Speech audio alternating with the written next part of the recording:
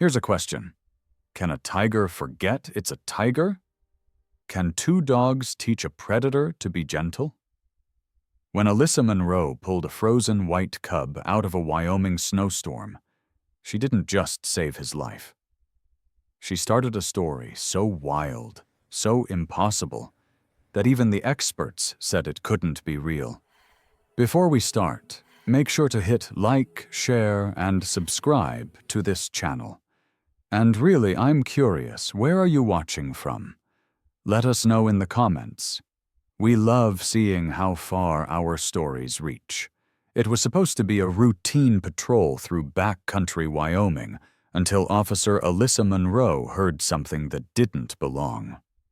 The blizzard had already buried the service road in 2 feet of fresh snow, but through the wind came a sound that made her blood freeze.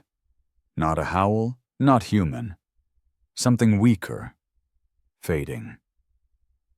She cut her engine and stepped out into the whiteout. Her boots crunched through ice as she moved toward the tree line, flashlight cutting through the storm. Then her radio crackled to life. "Monroe, do you copy? We found a wrecked transport van about half a mile from your position. Cages broken open, some still locked, others completely empty." Her breath caught. Illegal animal trafficking. Out here, that could mean anything. The cry came again. Closer now. Alyssa swung her light toward the sound and stopped cold. Curled against the base of a frozen pine tree was something that shouldn't exist this far north. White fur matted with ice, blue eyes barely open, paws the size of her palm. A white tiger cub. Alone, fighting to stay alive. She dropped to her knees, hands shaking as she radioed for emergency transport. The cub's chest rose and fell in shallow, rattling gasps. Frostbite had already turned his ears gray. "Who would leave you out here like this?" she whispered. But before she could get an answer, the cub's breathing stuttered and stopped.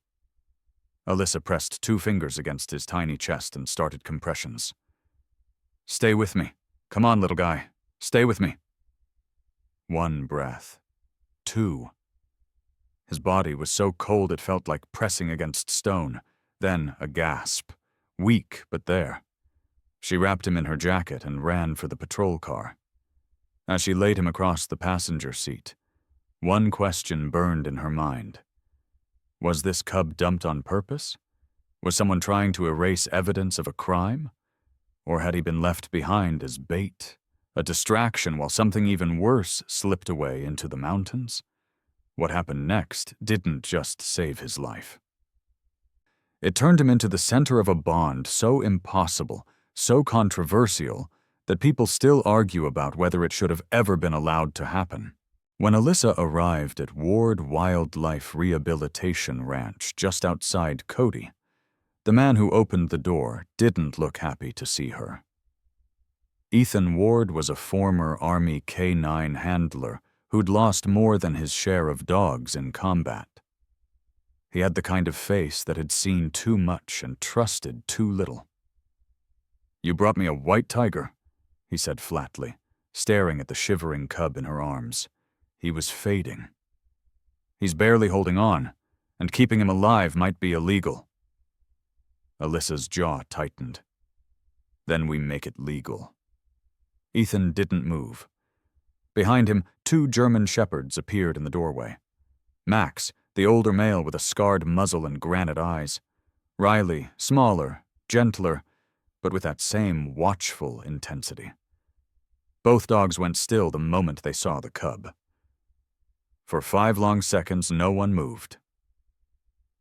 Then Riley did something no one expected. She pushed past Ethan, walked straight up to Alyssa, and sniffed the cub's face. Max followed. His ears flicked forward. Not aggressive. Curious. Ethan exhaled slowly. "Bring him inside. But if this goes wrong, it's on you." Alyssa stepped through the door, not knowing she'd just walked into the beginning of the most shocking family story Wyoming had ever seen. The examination table was too big for him. The cub lay motionless under the heat lamp, ribs pressing through matted white fur like piano keys. His breathing came in short, wet rattles that made Alyssa's chest tighten. Dr. Kara Lindholm arrived within the hour, her veterinary bag already open before she crossed the threshold. She didn't waste time on pleasantries. One look at the cub, and her face went carefully blank, the expression medical professionals wear when the prognosis is bad. She worked in silence. Stethoscope, thermometer, pen light across dilated pupils. When she finally stepped back, she stripped off her gloves with the slow precision of someone buying time to choose her words. "This cub is severely inbred," she said. "Probably bred in captivity by someone who had no business doing it. His lungs are underdeveloped, malnourished to the point of organ stress. He's maybe 6 weeks old and weighs less than half what he should." Alyssa's hands curled into fists. "Can you save him?" Kara looked at Ethan instead. "The real question is, should you? Even if he survives tonight. What then? He's not a dog. He's not a pet. And keeping a white tiger without federal permits is strictly prohibited." Ethan leaned against the counter, arms crossed. His face was unreadable, but Alyssa knew that look. She'd seen it on soldiers deciding whether to carry a wounded man or leave him behind. "I've got a contact at a big cat sanctuary in Colorado," Ethan said quietly. "They've got the permits, the space, the resources." "They're 8 hours away," Alyssa shot back. "He won't survive the drive." "He won't survive here either." The cub's breathing hitched, stuttered, stopped. Kara moved fast, pressing her fingers against his chest, counting compressions. "Come on, kid, don't quit on me." Alyssa grabbed the oxygen mask, fitting it over the cub's tiny muzzle. Ethan stood frozen, jaw locked, hands braced against the table edge like he was holding himself back from getting involved. After 30 seconds that felt like 30 minutes, the cub gasped, a weak, choking sound, but breathing. Kara sat back on her heels, exhaling hard. "He's crashing. If you're going to make a call, make it now." Ethan stared at the cub. Something shifted behind his eyes. A memory, maybe, or a ghost of one. He'd told Alyssa once about a military dog named Archer who'd taken shrapnel meant for him. Ethan had carried that dog 3 miles through hostile territory, refusing to leave him behind even when his squad leader ordered him to move. Archer hadn't made it. "What do you need?" Ethan asked, voice rough. Kara blinked. "You're keeping him." "I'm keeping him alive tonight. After that, we'll see." He looked at Alyssa. "You're covering any legal fallout." "Done?" Kara nodded and prepared the treatment. "Subcutaneous fluids, antibiotics, glucose. I'll show you how to handle the feeding if he won't latch." She hesitated. "He needs a name, for the paperwork." Alyssa looked down at the cub. White fur, blue eyes barely open. A creature that shouldn't exist, clinging to life in a place that wasn't meant for him. "Ghost," she said softly. Ethan snorted. "Perfect. Another thing that's not supposed to be here." They worked through the evening in shifts. Kara left at 9 with instructions to call if Ghost's temperature dropped below 95 degrees. Alyssa stayed until 11, watching Ethan inject fluids under loose folds of skin, his hands surprisingly gentle for someone so rough around the edges. "Why'd you change your mind?" she asked. He didn't look up. "Because someone has to." By midnight, Ghost's breathing had steadied. Not strong, not safe, but consistent. Ethan sat on the floor beside the table, head tipped back against the wall. Max and Riley lay on either side of him, ears pricked toward the cub. They hadn't left the room since Alyssa arrived. "They know," Ethan murmured. "Know what?" "That he's alone."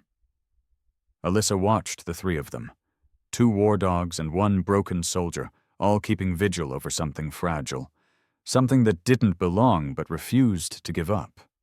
She stood to leave, but Ethan's voice stopped her at the door. "If he makes it through tonight, we do this right. No halfway.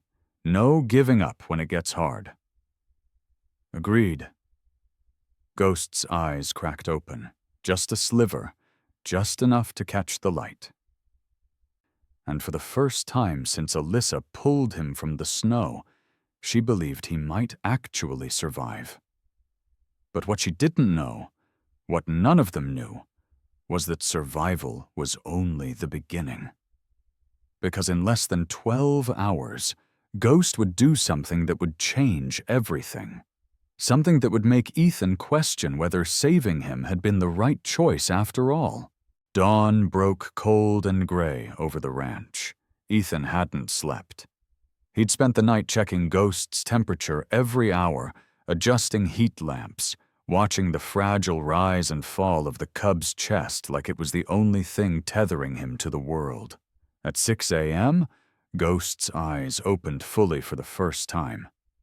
Not the half-lidded glaze of someone barely conscious, actually open, alert, afraid. He tried to stand. His front legs buckled immediately. He went down hard, chin smacking against the metal table with a sound that made Ethan wince. Ghost let out a thin, desperate cry, the sound of something that knew it was prey and couldn't run. "Easy, easy." Ethan reached for him, but Ghost flinched so violently he nearly rolled off the table. From across the room, Max's ears shot forward. The big German shepherd rose to his feet. Body tense, eyes locked on Ghost. Riley stood beside him, head tilted, watching. Ethan hesitated. This was a bad idea. Every instinct he had screamed that putting a wild animal, even a dying one, near his dogs was reckless. But Ghost was panicking, and panic could end him faster than hypothermia. "Max, Riley, come." Both dogs crossed the room in disciplined silence. They stopped 3 feet from the table, waiting for permission. Max's gaze never left Ghost.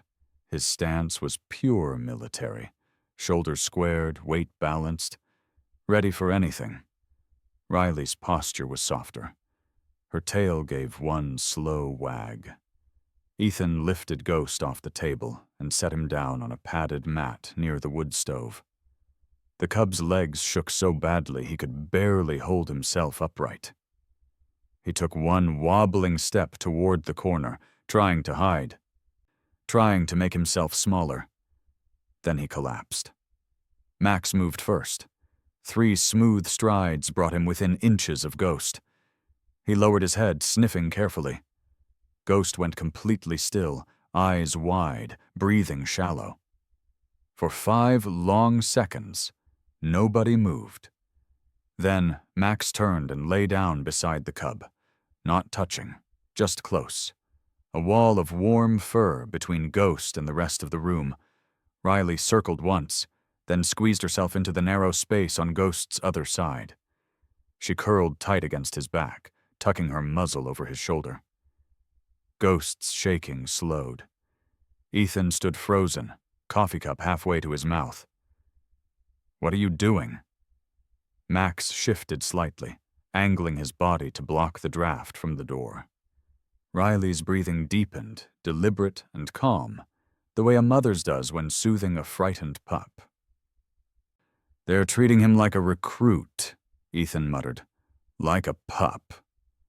He'd seen this before, overseas, when a new dog joined the unit, young, green, scared. The older dogs would flank it, not out of affection, out of duty. They'd position themselves as shields, as anchors, as proof that the new guy wasn't alone. Max and Riley were doing the same thing now. Ethan grabbed his phone and texted Alyssa. You need to see this." She arrived 20 minutes later, still in yesterday's clothes, hair pulled into a messy knot. She stopped in the doorway, staring at the 3 animals curled together by the stove. "How long have they been like that?" "Since sunrise." Ghost's eyes were closed now. His breathing had evened out. One tiny white paw rested against Riley's front leg. Alyssa crouched down slowly, careful not to disturb them. "He's not shaking anymore. Riley's keeping him warm. Max is blocking the wind." Ethan shook his head. "I've seen combat dogs do this for wounded handlers, never for another species." "Maybe they don't see him as another species. Maybe they're smarter than we are." By noon, Ghost had eaten. Just a few milliliters of formula from a feeder. But it was something. By evening, he'd managed to stand for nearly a minute before his legs gave out. Each time he fell, Riley was there. Each time he cried out, Max shifted closer. Ethan sat on the floor, back against the wall, watching the 3 of them. He had spent years training dogs to follow orders, to trust their handler, to know their place in the pack. He'd never trained them to adopt, but that's exactly what was happening. Max and Riley weren't tolerating Ghost. They weren't guarding him out of obligation. They'd chosen him. As the sun set, Ghost finally relaxed enough to sleep without flinching at every sound. Riley licked his ear once, gently, then tucked her head against his side. Max let out a long sigh and closed his eyes. Ethan felt something unfamiliar tighten in his chest. Hope, maybe, or fear, because he knew what came next. Ghost would grow. He'd get stronger, bigger. And one day the instincts buried beneath all that white fur would wake up. When that happened, would he still remember the 2 dogs who saved his life? Or would he remember that he was never supposed to be one of them? The first week was survival. The second week was something else entirely. Ghost's feeding schedule became the heartbeat of the ranch, every 2 hours, around the clock. Ethan set alarms. Alyssa took the graveyard shifts when she could. But most of the time, it was Riley who showed up at the nursery door before the timer even went off, like she had some internal clock synced to Ghost's hunger. By week 3, Ghost had doubled his weight. 22 pounds of white fur and oversized paws that he didn't quite know how to use yet. He stumbled more than he walked, fell more than he stood. But he kept trying. And Max kept watching. The first time Ghost bit down too hard during play, Riley's response was immediate. She didn't growl, didn't snap, just delivered a sharp tap with her nose right between Ghost's ears. Ghost yelped and sat back. Stunned, Riley stared at him, waited. Ghost lowered his head. She licked his face once, then walked away. Lesson delivered. Lesson learned. "She's teaching him bite inhibition," Ethan said, watching from the porch. "Same way she'd teach her own pups?" Alyssa leaned against the railing beside him. "Does he know he's not a dog?" "I don't think he cares." Max's lessons were different, harsher, more structured. When Ethan set down food bowls, Max always ate first. Then Riley. Ghost learned quickly that if he tried to push ahead, Max would block him. Body low, eyes hard, no room for negotiation. Ghost ate last. Every single time. When they walked the property, Ghost wanted to run ahead, chasing birds and shadows. Max herded him back into line with the efficiency of a drill sergeant. Ghost walked behind, always behind. Ethan started training Ghost the same way he'd trained every dog he'd ever worked with. Sit, stay, heel, come. Ghost learned faster than any dog Ethan had ever seen. "He's smart," Alyssa said, watching Ghost hold a perfect sit-stay while Ethan walked 20 yards away. Too smart, Ethan called Ghost forward. The cub, nearly 40 pounds now, bounded toward him with the graceless enthusiasm of a teenager who'd grown 6 inches overnight. I keep waiting for him to realize he doesn't have to listen. Maybe he wants to listen. Or maybe we're conditioning him into something he's not supposed to be.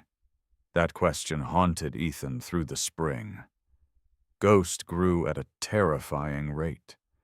60 pounds by April, 90 by May. By the time summer hit, he'd crossed the 100-pound mark and showed no signs of slowing down. His body changed. Legs stretched long and muscular. Paws grew massive. His face lost its round cub softness, replaced by the angular profile of an apex predator. But his behavior didn't change. He still slept curled between Max and Riley. Still waited for Max to eat first. Still came running when Ethan called his name. At 6 months old, Ghost weighed 150 pounds. He stood taller than both German shepherds. When he yawned, his canines were the length of Ethan's thumb. And yet, when Riley corrected him with a nose tap, he dropped his head and submitted like he weighed 20 pounds again. "This isn't normal," Kara said during a checkup. She ran her hands over Ghost's shoulders, feeling the dense muscle beneath his coat. "Tigers don't behave like this. Not with dogs, not with anyone." "He doesn't think he's a tiger," Ethan said. "That's the problem. One day his body is going to remind him." Alyssa frowned. "What does that mean?" Kara closed her medical bag slowly. "It means you're raising a 300-pound predator who thinks he's part of a pack. And the second his instincts override his training, someone is going to get hurt." Ethan looked out the window. Ghost was in the yard, play-bowing in front of Riley, tail swishing like an oversized house cat. Max stood nearby, supervising with his usual stern patience. "He's not going to hurt them," Ethan said, but his voice lacked conviction. Maybe not on purpose. Kara headed for the door, then paused. "But you need to ask yourself something. Are you conditioning him to survive in your world? Or are you conditioning him to forget what he is?" That night, Ethan couldn't sleep. He stood at the bedroom window, watching the 3 animals curled together in the outdoor kennel. Ghost's white fur glowed in the moonlight, flanked by 2 dark shapes that barely came up to his shoulders anymore. Max's ears flicked toward the house. He knew Ethan was watching. For a moment their eyes met across the distance. Then Max laid his head across Ghost's back and closed his eyes. A gesture Ethan had seen 1,000 times. Protection, belonging, trust. But as Ghost shifted in his sleep, his claws scraped against the concrete. Long, curved, designed for the hunt. And Ethan realized that Kara was right. The question wasn't if Ghost would remember what he was.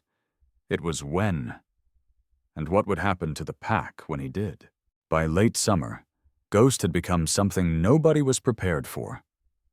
220 pounds of muscle and bone, wrapped in white fur that blazed like snow in the Wyoming sun. When he stood on his hind legs to look out the kennel fence, his head cleared 6 feet easily. His paws were bigger than Ethan's hands, pads thick as tire treads, claws that scraped grooves into the wooden deck when he walked. Max weighed 85 pounds. Riley, 62. Together, they were barely 2/3 of Ghost's mass. The dynamic had shifted. Everyone could feel it. Ghost still followed the rules. Still ate last. Still walked behind Max on their daily patrol of the property line. But now when he moved, the ground seemed to register it differently. His footfalls were heavier. His presence took up more space. And the dogs were starting to notice. The first incident happened on a Tuesday morning. Ethan had just opened the kennel gate when Ghost spotted a deer bolting across the far pasture. Instinct fired before training could catch up. Ghost launched forward, a blur of white fur and raw power. Max was in his path.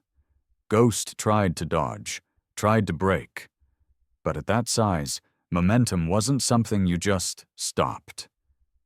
He clipped Max's shoulder. The German Shepherd went spinning across the grass like he'd been hit by a truck, legs scrambling for purchase, finally sliding to a stop 10 feet away. Ghost froze mid-stride. His ears flattened. His whole body went rigid. Max got to his feet slowly, shaking dirt from his coat. He wasn't limping, wasn't broken, but his eyes locked onto Ghost with an intensity Ethan hadn't seen since combat. For 5 seconds, neither animal moved. Then Max walked forward. Slow, deliberate. He stopped directly in front of Ghost, head low, shoulders squared. A challenge. Ghost was 3 times his size. Could have swatted Max aside without effort. Could have closed his jaws around Max's neck and ended the fight before the old dog even had time to react. But Ghost didn't move. He dropped to his belly, pressed his chin against the ground, exposed his throat. Complete submission. Max stood over him for a long moment, then turned and walked away. Riley trotted after him without a backward glance. Ghost stayed down for another minute, shaking. Ethan's hands were trembling when he finally exhaled. He had been halfway to reaching for the defense at his belt, the measure he'd hoped he'd never have to use. "You made the right choice," he said quietly, crouching beside Ghost. "But one day, you're going to realize you don't have to."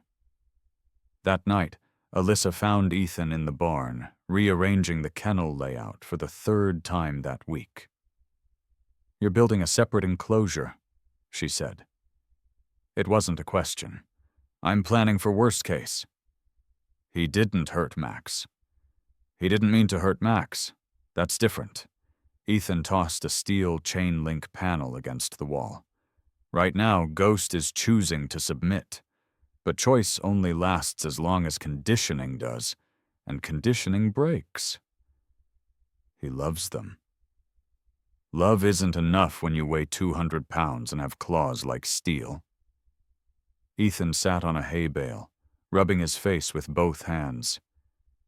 I've seen military dogs turn, seen them snap at handlers they'd worked with for years, not because they were vicious, because something triggered an instinct they couldn't control.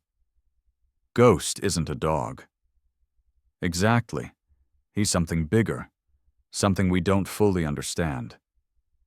Ethan looked at her. Every day he gets stronger. The margin for error gets smaller.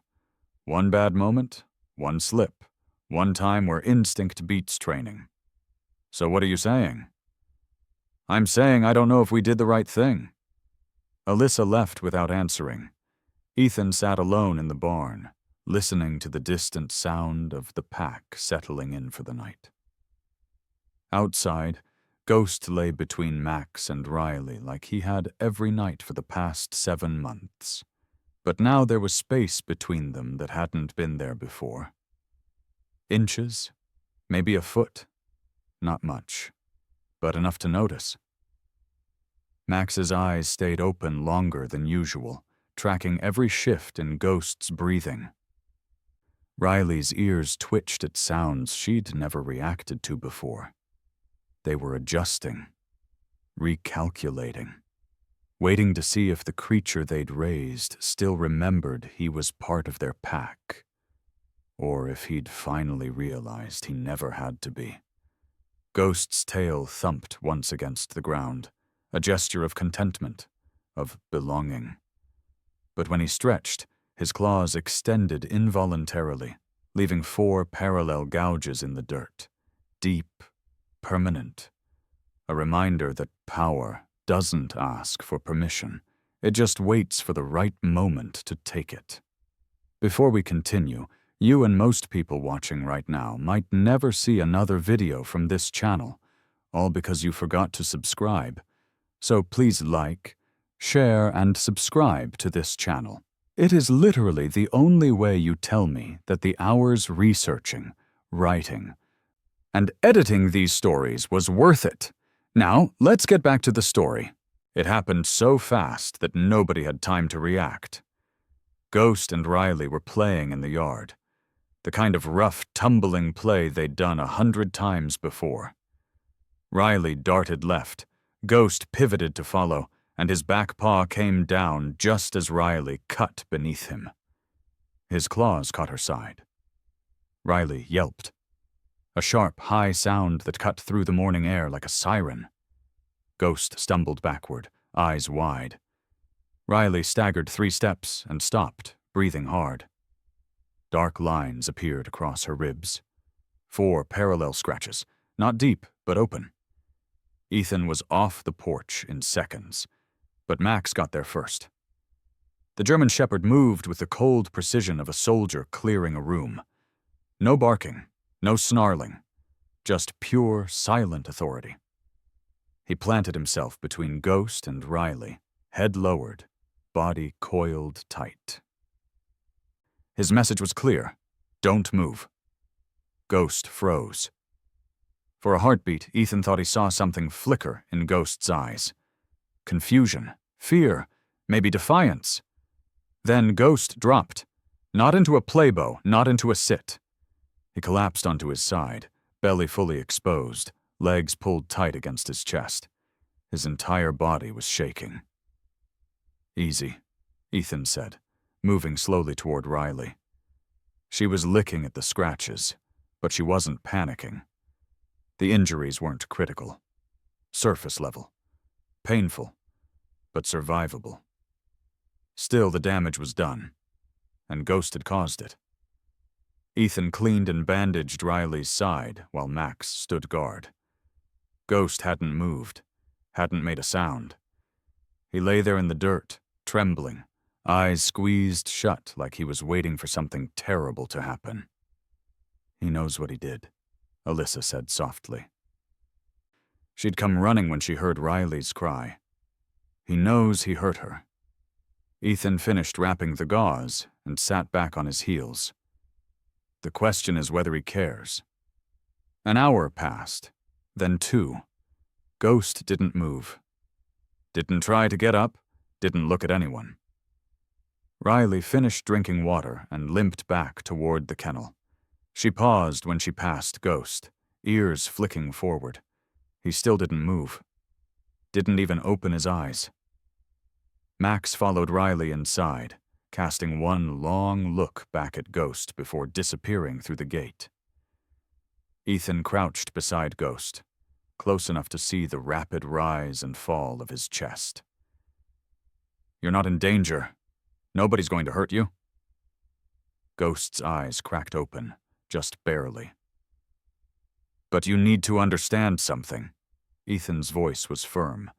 You're not a cub anymore. You're strong enough to do real damage. And if you can't control yourself, this arrangement ends. Ghost's ears flattened against his skull. Ethan stood and walked back toward the house.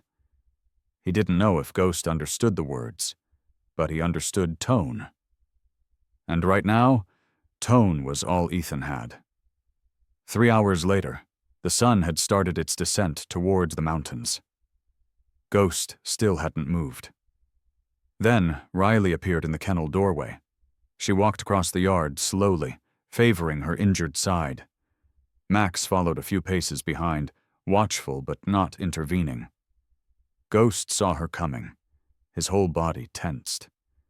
He tried to make himself smaller, pressing harder into the dirt. Riley stopped a foot away. For a long moment she just stood there, staring down at him. Then she stepped forward and licked the top of his head. Once. Twice. A slow, deliberate gesture. Ghost let out a sound Ethan had never heard before, something between a whine and a sob. His tail thumped weakly against the ground. Riley licked his head again, then turned and walked back to the kennel. Max followed, pausing only to sniff Ghost once before moving on. Permission granted. Pack restored. Ghost finally stood, legs shaking so badly he almost went back down. He took one tentative step towards the kennel. Then another. By the time he reached the gate, Riley had already curled up in her usual spot. Ghost lay down carefully, keeping several feet of distance between them. He didn't try to get closer. Didn't push for contact. He'd learned something today that no amount of training could have taught him. Restraint. Ethan watched from the porch, arms crossed, something heavy sitting in his chest. Relief, maybe. Or woe or fear masquerading as hope. Because Ghost had made a choice today. He'd chosen submission over power, control over instinct. But choices were only as strong as the circumstances that tested them, and winter was coming. With it, something that would push Ghost's restraint further than anyone thought possible. Something that would force him to decide once and for all whether he was part of this pack, or something that had just been pretending all along. October brought the first frost. November brought the news that changed everything. Riley was pregnant. Kara confirmed it during a routine checkup, her ultrasound wand moving slowly across Riley's belly. 5 puppies, all strong, due mid-December. Ethan felt his stomach drop. 5. She'll need isolation during the final weeks. Quiet space, no stress, no— Kara paused, choosing her words carefully. No unpredictable variables. They both knew what she meant. Alyssa looked between them. Ghost hasn't hurt anyone since Riley. And he won't get the chance to. Ethan's voice was flat. Final. That night, he moved Ghost to the outdoor enclosure on the far side of the property, a reinforced space originally built for quarantine cases. 12-foot chain link walls, concrete floor, a heated shelter box. Everything Ghost needed to survive the winter, everything except his pack. Ghost didn't understand at first. He followed Ethan willingly, tail swaying, thinking it was a training exercise. But when Ethan stepped back through the gate and locked it, Ghost's expression shifted. Confusion, then realization. He pressed against the fence, ears forward, eyes searching Ethan's face for an explanation. "I'm sorry," Ethan said quietly, "but I can't risk it." He walked away before he could change his mind. That first night, Ghost paced the perimeter for hours. Ethan could hear him from the house. Heavy footfalls, the scrape of claws on metal, low rumbling sounds that weren't quite growls. By morning, Ghost had stopped pacing. He'd moved to the gate closest to the main kennel and laid down, right against the door. Close enough that if Ethan squinted through the pre-dawn darkness, he could see Ghost's white fur pressed against the chain link. Waiting. The snow started falling on the 3rd day, light at first, then heavier. By the end of the week, Wyoming was buried under 8 inches of powder. Ghost didn't move. Every morning, Ethan found him in the same position, lying against the gate. Snow piled across his back like a blanket, ice crusting his whiskers, eyes open, watching. On the other side of that gate, Max had taken up an identical position. The old German shepherd sat inside the main kennel entrance, facing Ghost. Guarding. But from what, Ethan couldn't tell. Was Max protecting Riley from Ghost, or was he keeping Ghost company through the fence? Riley spent hours near the gaps in the kennel siding, her nose pressed to the narrow spaces where she could glimpse white fur through the falling snow. She didn't whine, didn't cry, just watched. "This is cruel," Alyssa said one morning, staring out at Ghost's motionless form. Fresh snow had fallen overnight. He looked like a statue. He's grieving. Or he's waiting. Ethan refilled his coffee without looking up. We've already named the puppies. Scout, Denver, Maple, Knox, Liberty. 5 lives that won't exist if something goes wrong. He's not going to hurt them. You don't know that. Neither do you. Ethan slammed his mug down hard enough that coffee sloshed over the rim. He's 240 pounds of predator, Alyssa. Maybe he's loyal. Maybe he's gentle. Maybe he's everything we've trained him to be. But all it takes is one moment, one instinct, one smell of weakness. And those puppies are gone. Alyssa opened her mouth to argue, then closed it, because she couldn't promise he was wrong. The nights were harder. Ethan started waking at 2 a.m., 3 a.m., 4 a.m., dragged from sleep by the same nightmare. Ghost breaking through the fence. Ghost standing over the whelping box. Ghost with dark stains on his muzzle and Riley's cries echoing through the dark. He'd go to the window and look out at the enclosure. Ghost was always there, against the gate, covered in snow, eyes reflecting the moonlight like twin flames. And on the other side, Max sat vigil. Neither of them sleeping, both of them waiting. Riley's due date crept closer. Her belly swelled. She moved slower, nested more. The puppies were coming, and Ghost remained at the gate. Ethan stood on the porch one evening, watching the standoff. 2 dogs and 1 tiger, separated by 12 feet of frozen ground and a chain-link barrier that suddenly felt far too thin. Is he waiting for her to let him back in? Alyssa asked from behind him. Ethan didn't answer right away. When he finally spoke, his voice was rough. I don't know. Maybe he's waiting to prove we were wrong about him. Or? Ethan's hand drifted to his belt, to the holster he carried now whenever he checked on Ghost. Or he's waiting to prove we were right. That night the first contractions started. Riley's labor had begun. And outside in the snow, Ghost's eyes snapped open, his head lifted, nostrils flaring. He could smell it. The life, the birth, the vulnerability. For the first time in weeks, Ghost stood. And everyone watching felt the same cold question settle in their chest. Was he about to show them who he really was? Comment yes if you trust Ghost. No if you think Ethan made the right call. And subscribe now, because what happens next is the moment we've all been waiting for.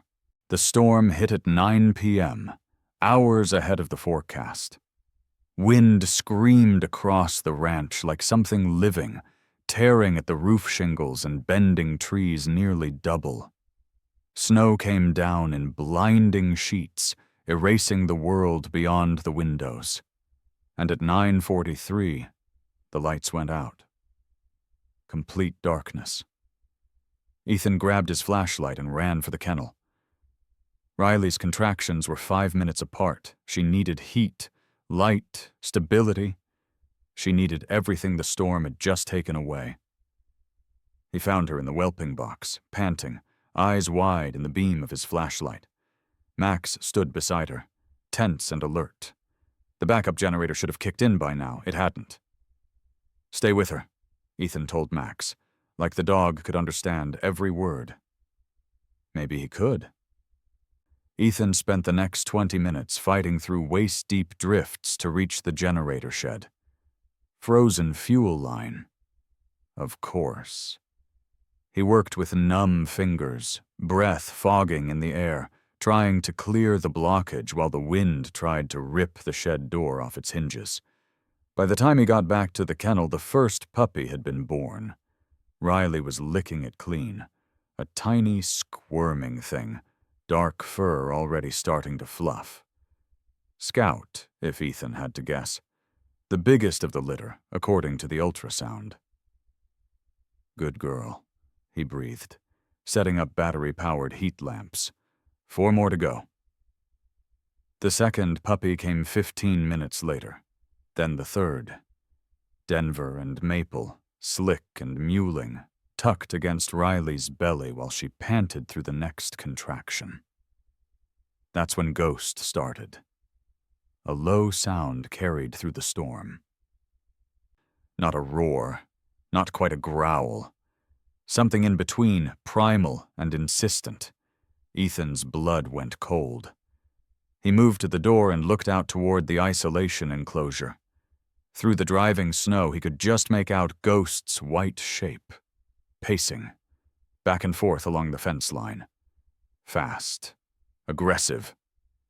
Ghost stopped at the gate, reared up on his hind legs, slammed his paws against the chain link hard enough that the entire fence shuddered.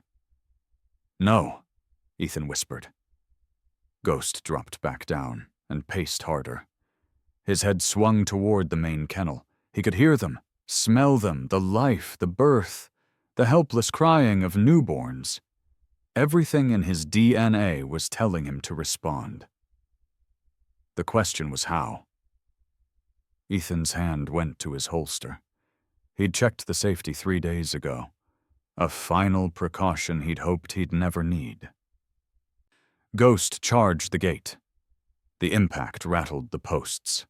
Metal groaned. For a terrifying moment, Ethan thought the whole structure would come down, but it held. Ghost backed up, charged again. The fence bowed inward, but didn't break. "He's trying to get to them," Alyssa said from behind Ethan. She'd appeared in the doorway, face pale. "I know." "To protect them or, I don't know," Riley cried out. The fourth puppy was coming, Knox, breech and struggling. Ethan turned back to help her, but his attention was split. Half on the laboring dog in front of him, half on the tiger trying to break through a fence 50 yards away. Ghost hit the gate a third time. This time one of the bolts sheared. The gate sagged on its hinges. Max's ears shot forward. He moved to the kennel entrance, placing himself between Riley and the door. His hackles rose, not aggressive, protective.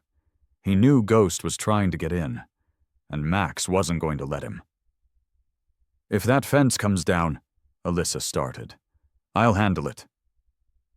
Ethan's voice was colder than the storm outside. The fourth puppy finally emerged. Riley was exhausted, sides heaving, but one more remained. Liberty, the smallest. Outside, Ghost had stopped charging. He stood at the damaged gate, sides heaving, eyes fixed on the kennel. Snow accumulated on his back, ice formed on his whiskers, waiting. Then, through the howl of the wind, came a different sound. A howl, long, hungry, close. Ethan's head snapped toward the tree line. Another howl answered. Then another. Wolves, drawn by the scent of vulnerability, circling the perimeter of the ranch, moving through the storm like ghosts. Ghost heard them too. His posture changed instantly, head low, shoulders bunched, every muscle coiled. But he wasn't looking at the wolves. He was looking at the kennel, at Riley, at the puppies crying inside. And Ethan realized with sudden, terrible clarity that he had made a choice weeks ago. He'd separated Ghost from the pack to keep the puppies safe. But now, with wolves closing in and Riley vulnerable, he'd left them with only one protector inside. Max was strong, disciplined, battle-tested. But he was also 10 years old, 85 pounds, and outnumbered. The wolves' howls grew closer. Shadows moved through the trees. Ghost slammed into the gate one more time. The damaged hinge gave way completely. The gate swung open, and Ghost stepped through. Before we continue, I want to let you know that you don't owe me a subscription. But if this video made you feel anything at all, disappearing without supporting it says a lot. So please like, share, and subscribe to this channel. It is literally the only way you tell me that the hours researching, writing, and editing these stories was worth it. Now, let's get back to the story. Ghost moved through the broken gate like a shadow made solid. For one breathless second, Ethan thought he was going to charge straight for the kennel. His hand closed around the grip of his holster. His knuckles turned white. Then Ghost turned, away from the kennel, away from Riley and the newborns crying inside, toward the tree line, toward the wolves. 6 of them emerged from the storm. Lean, hungry, eyes glowing in the reflected light from Ethan's flashlight. The alpha led the pack. A massive gray male, scarred muzzle, ears forward, moving with the confident stride of something that knew it was about to feed.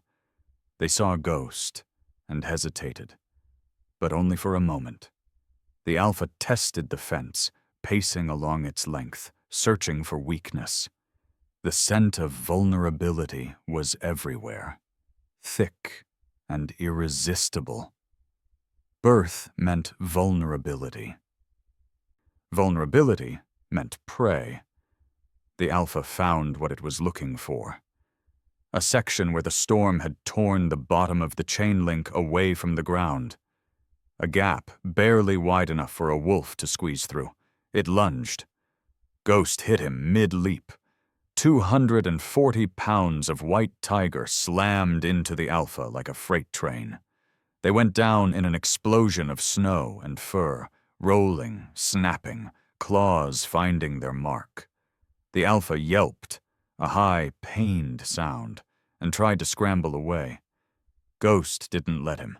He caught the wolf by the scruff and hurled him sideways into a tree. The impact was immense. The wolf crumpled and didn't get back up. The other 5 wolves fanned out, circling, searching for an opening. Ghost planted himself directly between them and the kennel, his lips pulled back, revealing teeth designed to dominate. A dark mark showed above his eye where the alpha's claws had connected. He didn't move, didn't retreat. This was his line. 2 wolves broke from the pack and charged together, trying to flank him. Ghost spun, faster than anything his size should be able to move, and caught the first wolf across the ribs with a paw strike that sent it sprawling. The second wolf got its teeth into Ghost's shoulder. Ghost roared.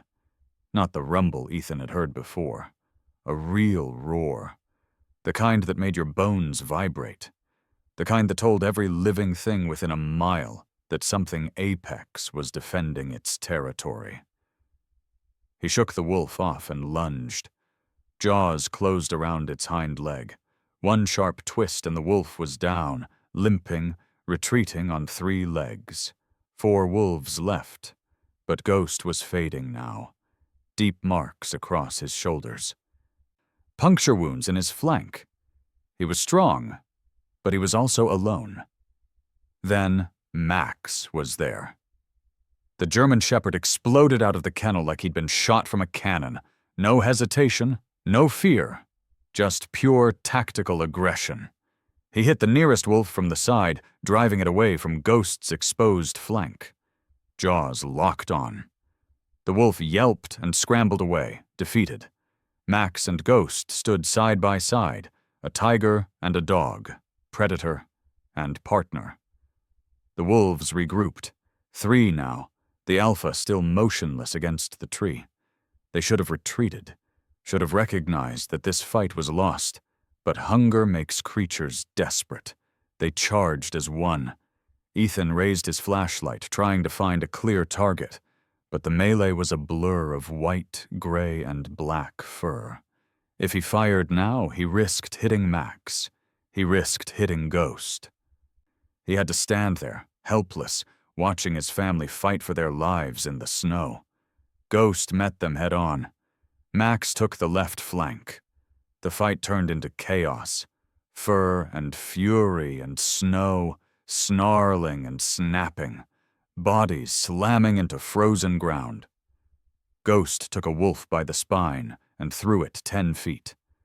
Max locked onto another's leg and held on, even when the wolf tried to drag him. Ghost stepped over Max, shielding him. Taking bites meant for the smaller dog. They fought like they'd trained together, like they'd been born to do this, and slowly, impossibly, the wolves began to break. The injured ones fled first, then the others.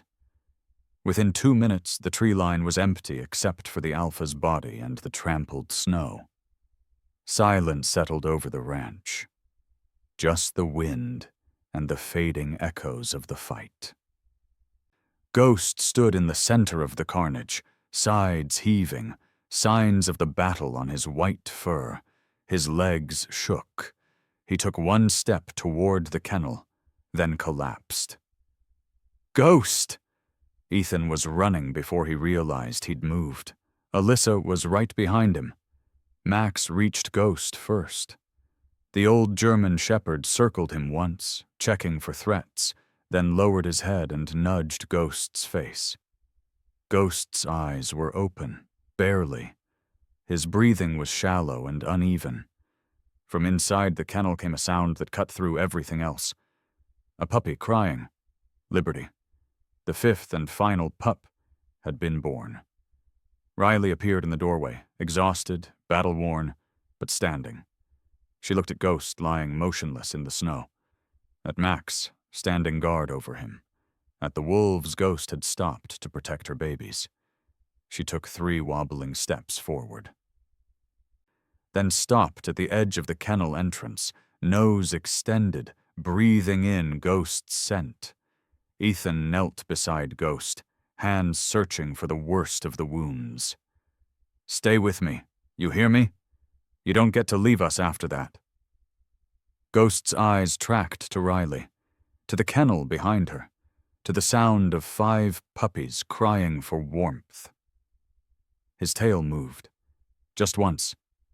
A weak thump against the frozen ground. Then his eyes closed. And Ethan couldn't tell if he was resting or if they'd just lost him. Kara worked through the night, stitching Ghost back together. 47 individual wounds. 3 cracked ribs, a torn ear. Puncture marks so deep they'd need drainage tubes. She worked by flashlight and battery-powered lamps while the storm raged outside, her hands steady even when Ethan's weren't. "He shouldn't have made it," she said, tying off the last suture. "He's lost enough blood to take down something twice his size." "But he's not gone," Alyssa said. "No, he's not." Kara packed her supplies slowly. "He's also not moving for at least a week, maybe longer. Keep him warm. Keep the wounds clean. And keep him away from anything that might make him fight again." By dawn, the storm had passed. The ranch was buried under 3 feet of snow that glittered under a sky so blue it hurt to look at. The world had gone quiet. Still. Like it was holding its breath. Ghost slept in the recovery kennel, wrapped in heated blankets, his breathing deep and steady. Max hadn't left his side. The old German shepherd lay pressed against Ghost's flank, head resting on his paws, eyes half closed but alert. Riley stayed in the whelping box with her 5 puppies. Scout, Denver, Maple, Knox, and Liberty, all healthy, all nursing, all completely unaware of the battle that had been fought to keep them alive. On the 2nd day, Ghost's eyes opened. Ethan was there immediately, checking vitals, offering water. Ghost drank weakly, then laid his head back down with a soft exhale that sounded almost like relief. "You did good," Ethan said quietly. "You saved them." Ghost's tail twitched. On the 3rd day, Riley did something no one expected. She left the whelping box. Ethan started to intervene, worried she was abandoning the puppies, but she moved with purpose. She nosed through the litter carefully, then picked up the largest pup, Scout, by the scruff. and carried him to Ghost. Max stepped aside without being asked. Riley walked into the recovery kennel, past Ethan, past Alyssa, and straight to where Ghost lay bandaged and weak. She set Scout down on Ghost's chest. The puppy was tiny against Ghost's massive frame, maybe 2 pounds. Eyes still closed, paws barely the size of quarters. He squirmed once, twice, then burrowed into Ghost's thick fur, searching for warmth, and went still, sleeping. Ghost's entire body tensed. His eyes went wide. For a moment, Ethan thought he might panic, might hurt the puppy by accident, just trying to move away. Then Ghost let out a sound that shook the room. Deep, resonant, rumbling up from somewhere in his chest. Not a roar, not a growl. Contentment. Riley lay down beside him, close enough that her side pressed against his. Max moved to Ghost's other side and lowered his head, nudging Ghost's jaw once. Silent approval. Silent acceptance. The formation had changed. Ghost was no longer the outsider looking in. He wasn't the threat being managed. He wasn't the predator pretending to be something he wasn't. He was Pack. Over the next 2 weeks, as Ghost healed, the puppies grew. They opened their eyes, started wobbling around on unsteady legs. And the first thing they saw when they ventured out of the whelping box was Ghost. They weren't afraid. Scout climbed onto Ghost's back and fell asleep in his fur. Denver chewed on Ghost's tail. Maple tried to nurse from him before Riley gently redirected her. Knox and Liberty used him as a jungle gym, tumbling over his head and between his paws. And Ghost let them. He barely moved when they pounced on his healing wounds. Didn't flinch when tiny, needle-sharp puppy teeth found his ears. Just watched them with those pale blue eyes, tail swaying slowly, that deep rumble vibrating through his chest whenever they got too close to the edge of the kennel. When Ghost was finally strong enough to walk again, the formation changed permanently. He no longer walked behind Max. He walked beside him. Equal. Partner. And behind them came 5 puppies, tripping over their own feet, tumbling through the snow, following Ghost like he was the center of their universe, because to them, he was. Ethan stood on the porch one morning, watching the procession. Ghost and Max leading, Riley supervising, 5 puppies bouncing in their wake, yipping and playing, and completely unaware that the white giant protecting them was supposed to be their predator. Family isn't about blood, Alyssa said, joining him. It's about who shows up when everything falls apart. Ethan nodded. He chose them, even when it cost him everything. That's what family does. Ghost paused at the edge of the property, looking back to make sure all 5 puppies were still following. Scout had wandered off to investigate a snowdrift. Ghost walked back, gently nudged him with his nose, and herded him back to the group. Not with teeth, not with violence, with patience, with care, with love.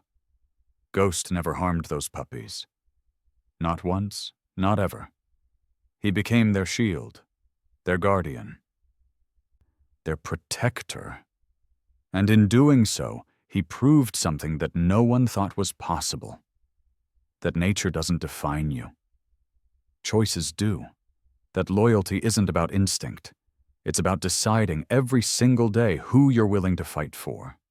Ghost was born a predator, raised by dogs, and became something no one had a name for. A protector who'd never had a home, until 2 German shepherds and a broken soldier gave him one. Sometimes the monster you fear is just someone waiting for a family brave enough to choose them back.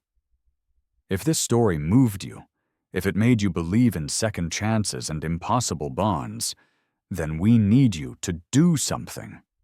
Hit that subscribe button right now. because stories like this don't get told without your support. Drop a like. Share this with someone who needs to hear it. Comment below and tell us, what would you have done in Ethan's position? We pour our hearts into bringing you these stories. Real stories, powerful stories, stories that remind us what matters. But we can only keep doing this if you show up for us the way Ghost showed up for his pack. So don't just watch and walk away. Subscribe, like, share. Be part of this community. Because the next story we tell might be even more incredible than this one. But only if you're here to see it.